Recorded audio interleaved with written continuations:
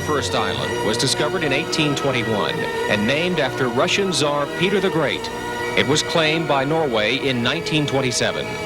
Because it became the most needed place in the world by amateur radio operators, the challenge was clear. Assemble a massive expedition over a 2-year period. Overcome almost insurmountable odds. Land by helicopter from a Russian icebreaker. Set up camp, survive the massive Antarctic storms, keep the equipment running, and get off the island alive. It almost didn't happen. There were razor-sharp close calls, but history was made in the 22 days these operators braved the elements with over 10 tons of equipment and sometimes shoestring repairs. The team assembled in the Falkland Islands to begin their journey aboard a 400-foot Russian icebreaker, MV Kapitan Kalibnikov. 80% of the Falklands are off-limits because of landmines from the war between England and Argentina. Fighter plane escorts are routine because Britain still considers itself in a ceasefire after the war with Argentina.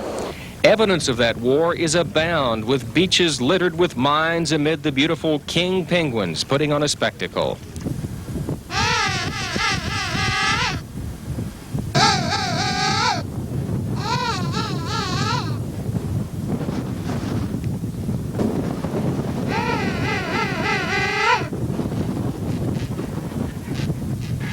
Before they set sail for the bottom of the world, the team toured the majestic Falklands and visited British bases.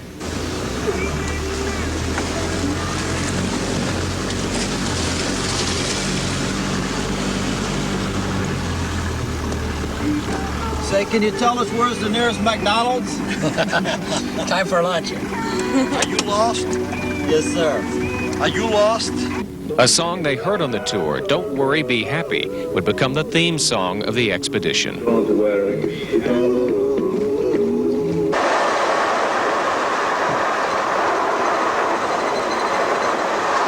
that's beautiful. And to reduce the volume, you close the door. And you kept your records in the bottom.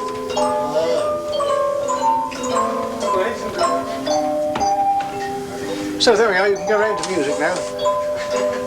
That's superb. Great. Thank you. If you just want to change the barrel, now I've changed the barrel, put the long one on, and you've got a light support weapon.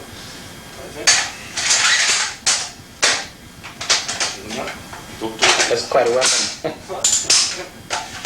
And it's normal standard ranges, 300, 600, depending on how many people are firing and of course the accuracy of the firer. It's been known to kill a pig at 2,700 metres. Oh. So that's pretty powerful for 5.56. Yeah. Nice little toothpick. Great. Well, we're up on top of one of the peaks here. There you see in the background is Port Stanley, Falklands. Right up on the top of the western area. This was an area held by the Argentines. Happy birthday, dear Louis. Happy birthday to you. Okay, now we're running course of Don't Worry, Be Happy, right? Our national anthem for 3Y0PI.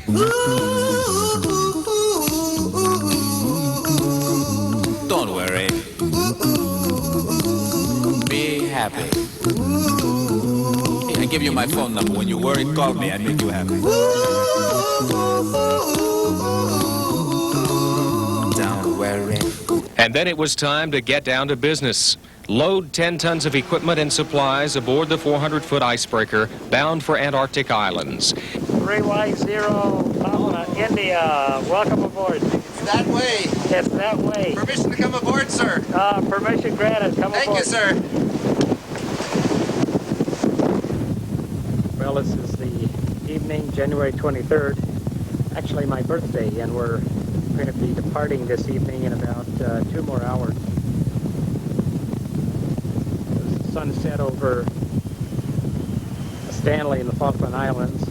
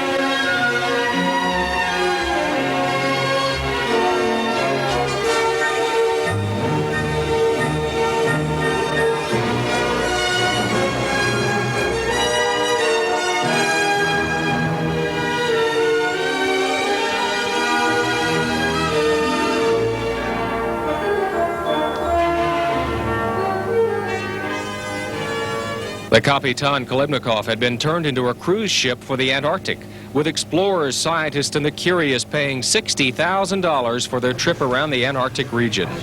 After a rocky 6-day trip, the team finally set sight on their goal. And off in the distance is Peter the First Island. It was spotted about 2 hours ago, and we're gradually creeping up on it. At 2 p.m. on January 29th, barely visible in the fog and clouds, icebergs abound. There was Peter the First Island. Tremendous icebergs out here.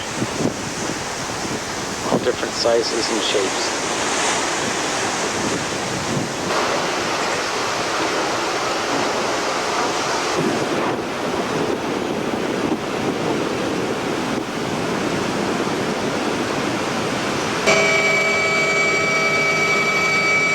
The team immediately assembles and loading begins.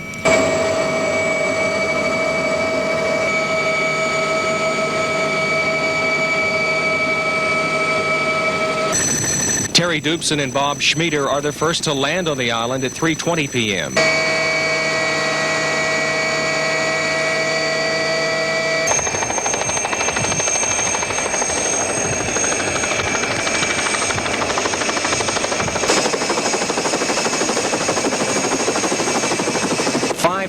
And 40 helicopter trips later, the landing is complete.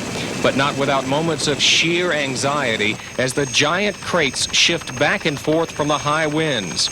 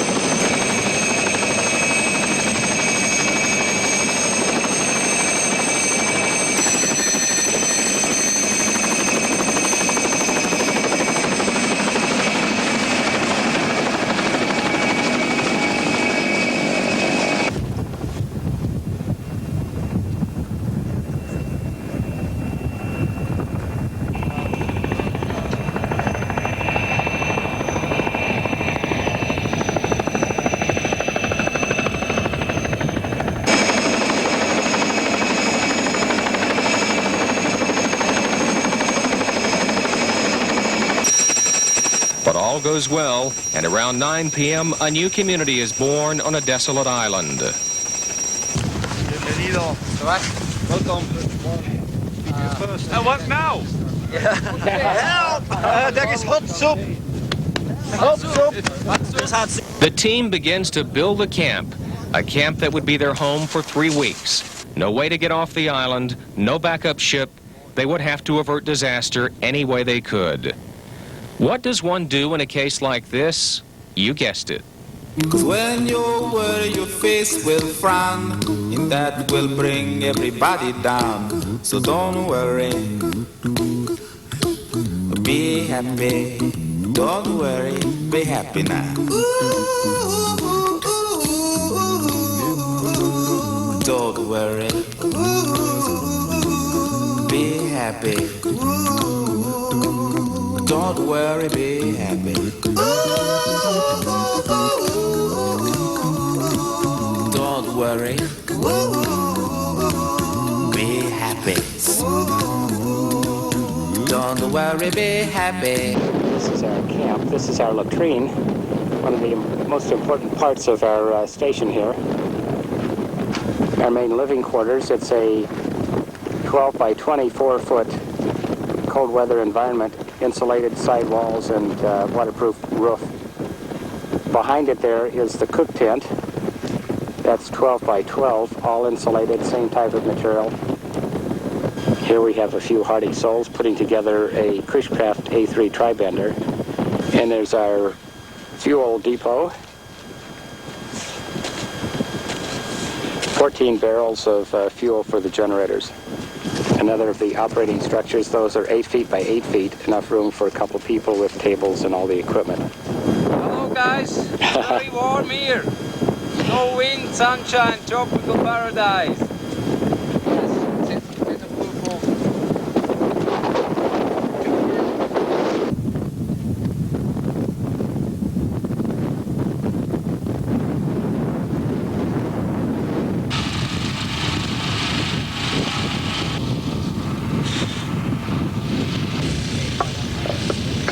The Peter the First Island expedition goes on the air for the world to hear on February 1st. Kilo Alpha Zero, Fox Papa Japan 59. X-ray Echo 1 again. Thank you. X-ray Echo 1 Yankee Yankee, is that Roger? Kilo Echo 59. Kilo Mike 4 Uniform Zulu, you 5-9. Okay, XG1 Alpha Mike Sierra, Dieter 59, QSL. 310, leave my frequency clear. I'm listening. Roger, Whiskey 1 Yankee Yankee, you 5-9. Zero Papa. Whiskey 1, Victor Oscar, Whiskey 1, Victor Oscar, 59, 59, over.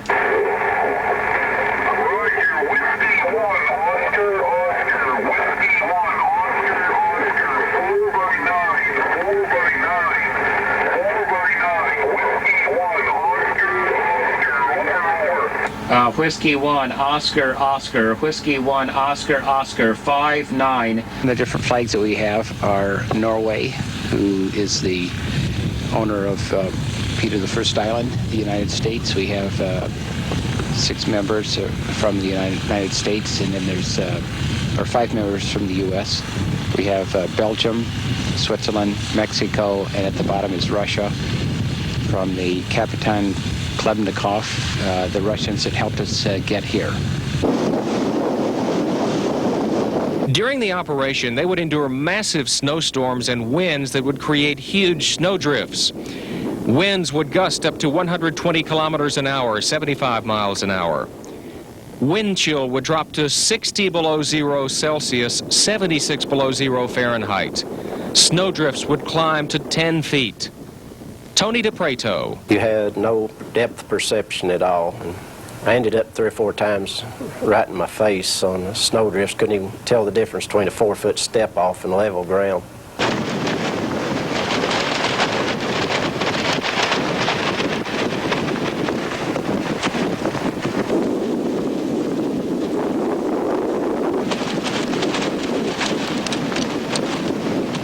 Would say we'd be back in 5 or 10 minutes. We had to go fuel the generators. It could take 30 minutes. You'd have to dig the ice away from the carburetor. The only thing left whole, a lot of times, one time we couldn't even find them except for the hole where the exhaust was coming out.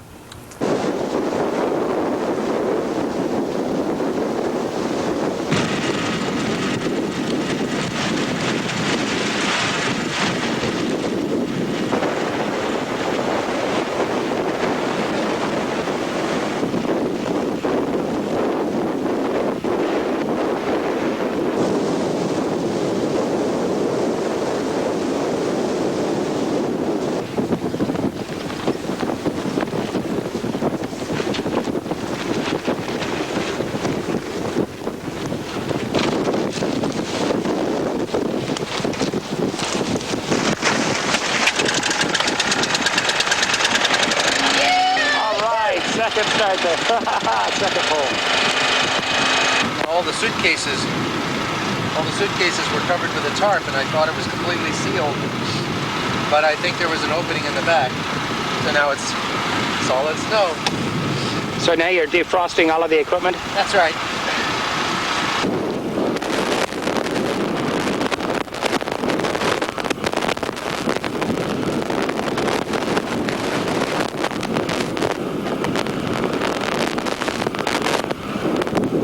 There would be chances to explore this island, its beauty, and its danger. One operator almost fell into a 300-foot crevasse. And there's his footprint. And fortunately, it wasn't a real wide one. Or Bob might not be here. Or would be... Hey, Bob, you still there? Would be dropping chocolate bars down the crevasse to Bob.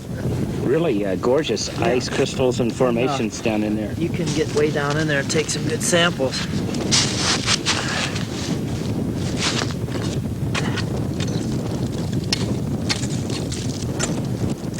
Well, good job being our crevasse locator, Bob. Anytime, no problem. Yep. Well, I'm glad you're walking in front. Acme, so is Martin. Acme crevasse locators here. Right.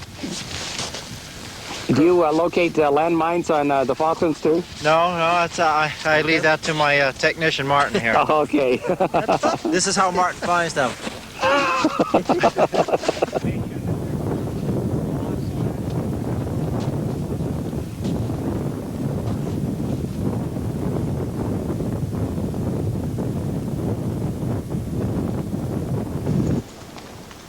And then there was the fire, when an operator's clothes came in contact with a propane heater and a tent caught on fire.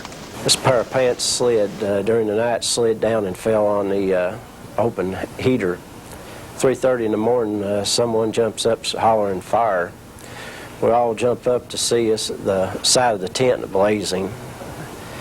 And Bob, KK6EK, grabbed him and threw him into the floor and burned his hands pretty bad. It's just flaming rubber, and burning rubber just flew all over the tent. Was very lucky, though. It only lacked maybe an eighth of an inch burning through the outside wall of the tent. From what I've read, if it had managed to get to the outside wall, to the open air, the high oxygen content, the tent would have been gone within a matter of seconds. As well as the operators. As well as the operators. We had a very close call.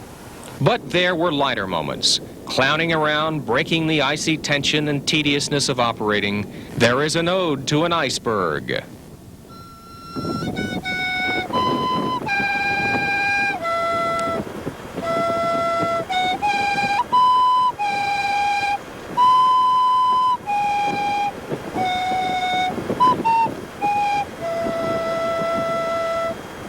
And there is fun in the cook tent. And we're bootlegging food. I think I hear Martin. We got rid of Martin. This is wonderful. We made enough rice for the French Foreign Legion. Eat your heart out, John. Boy, what a gourmet meal there. All right. Now, what do you think of that? Salad, entree, dessert. Perfect. Food! Oh!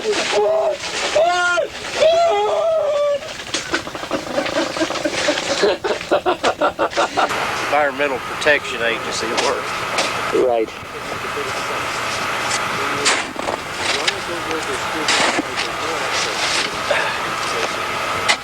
Snow petrel might fly in this hole by accident. Right, we can't let that happen. You're doing a great job there, Tony. Keep it up. I've heard about being sent to the south on a chain gang, but this is ridiculous, right? And there is a surprise visit by a group of Germans who hear about the expedition and decide to drop by for coffee.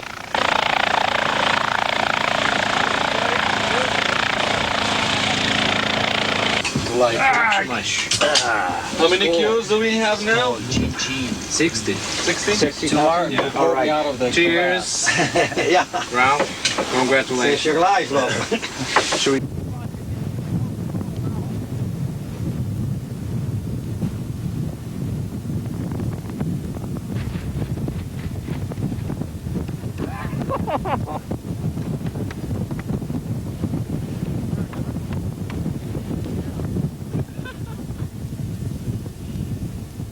And later.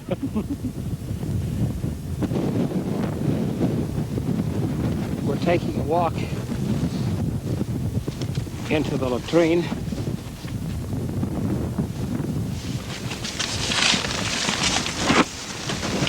And here we are, a one-holer.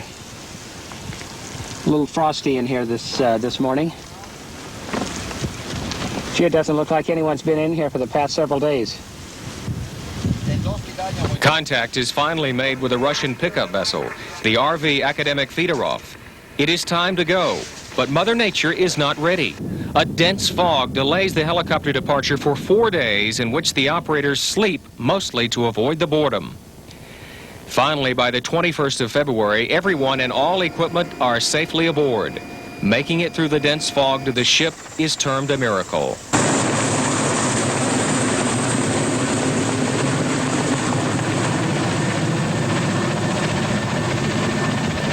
The academic feeder-off takes the operators to King George Island in the South Shetlands, landing at the Russian base Bellinghausen.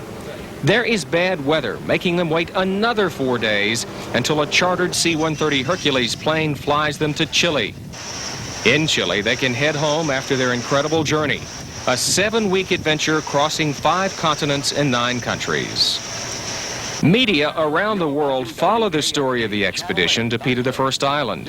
Not only amateur radio operators, but also a curious public watches and wonders about how and why they did it. A local amateur radio operator has recently returned from an extremely dangerous expedition to an Antarctic island. Tonight, News 8 has the exclusive story of this adventure that almost led to death. At the bottom of the world, where icebergs and massive Antarctic storms are abound, 9 amateur radio operators from the U.S., Belgium, and Mexico spent 16 days on Peter I Island. And this was summer at the South Pole in mid-January.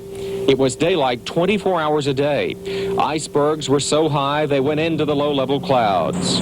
Evacuation was even more dangerous because a thick layer of fog had settled in. Only for a few minutes at a time did it lift. And even then, the helicopters became lost for a while. How did Tony DePreto feel once back at home in tiny Ferguson, Kentucky? You think at the time, again, here, while we were there, I thought, who in the world is the idiot that talked me into this? I'll never come back to the Antarctic again. You get home, 2 weeks, you're wanting to go back. It's just beautiful, but it's extremely dangerous. The expedition is over. Years of planning, duress, danger, unexpected events, almost 70,000 amateur radio contacts, and escaping calls close enough to being a quick death. History was made on this desolate Antarctic island.